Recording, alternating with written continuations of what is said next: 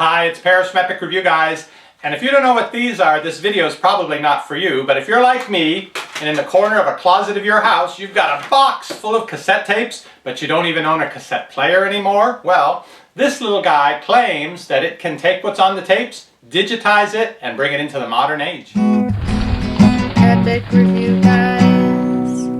This device by AGP Tech is like a Walkman, if you remember those, a little portable cassette player. Inside of it though, there are some computer chips, basically a sound card that takes the analog sound, converts it to digital, and then sends it out through a USB cable so you can plug it into your computer, record those files, and then play them anywhere. This goes for about $20.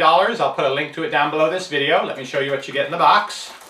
If you remember the old Walkman, this really looks like a Walkman. Just a couple buttons on the top, your USB cable, headphones as well, so you can actually listen to your music. Also included is a tiny little CD. This has the software that you install on your computer, and then a little instruction book that I need reading glasses to read. Now I've got maybe 300 cassette tapes in that bin. I brought a few of them up here on the table, and there is no way to record them faster than they play, which means a 1-hour tape takes a 1 hour to record. You've got to go back and split it into 2 songs. This one starts here, this one ends here.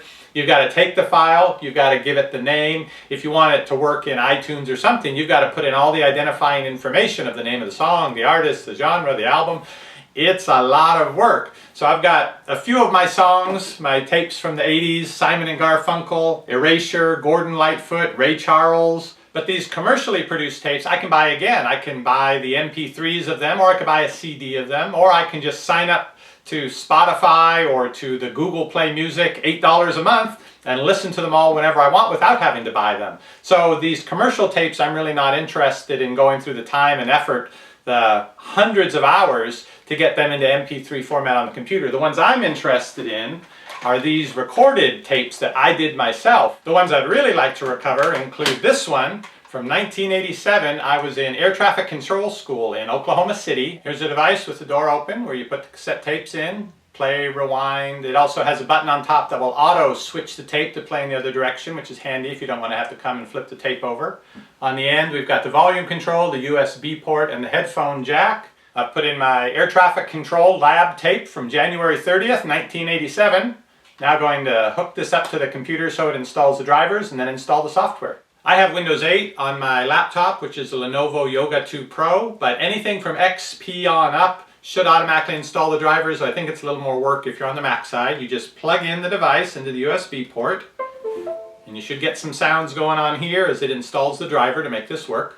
Had to use my external CD drive to take a look at this little disc. All that's on here is an old copy of the Audacity recording software that I actually need to get a newer version to work with Windows 8 anyway. Also the drivers, which automatically install, and a copy of the manual, which at least it'd be easier to read than the tiny print on here. I downloaded and installed Audacity version 2.0.5. It took about a minute and a half to go through the steps. The setup is pretty easy. It's just next, I agree. Decided to make sure there's actually some audio on that tape. It's almost 30 years old now. Here's a little panel that you pop off.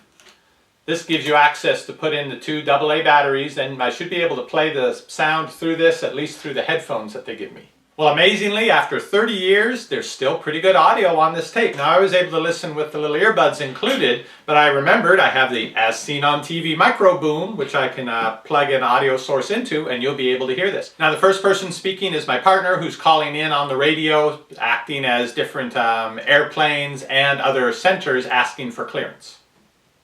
Center, McAllister Tower, request clearance, November 51038 to the Wichita Airport. Say active runway advise, any changes? Active runway 36. Stand by. Stand by, that's me, while I tried to figure out where all the different planes were and where these planes could go through. I wasn't particularly good at air traffic control, so be glad I didn't choose that as my full-time profession. I came over here, rewound it a little bit, and pressed play. Came here in the Audacity software and hit record, and as you can see, I've got something. Now when I go to play it back... Say active runway advise, any changes? Active runway 36. Stand by. Stand by.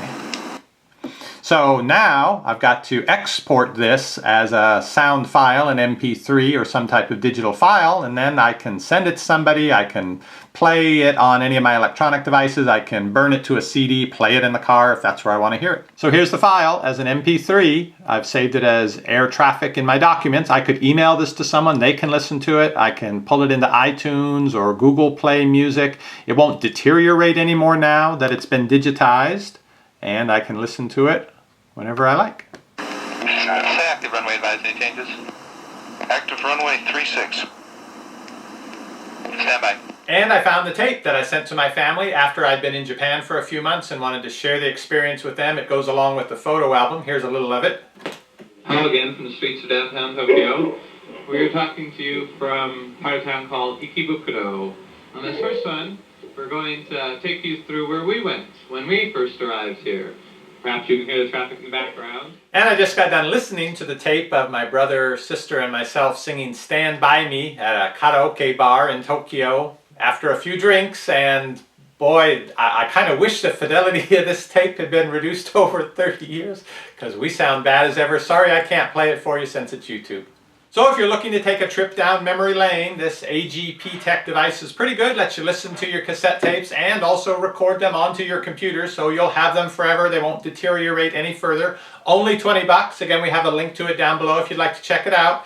So I've got my next few weekends cut out for me sorting through all of this, deciding what to keep, putting it on the computer, labeling it, but at least then it's done and I'll have it forever. Then the question is, what am I going to do with these? Shopping is easy when you know what to buy. At EpicReviewGuys, we give it a try.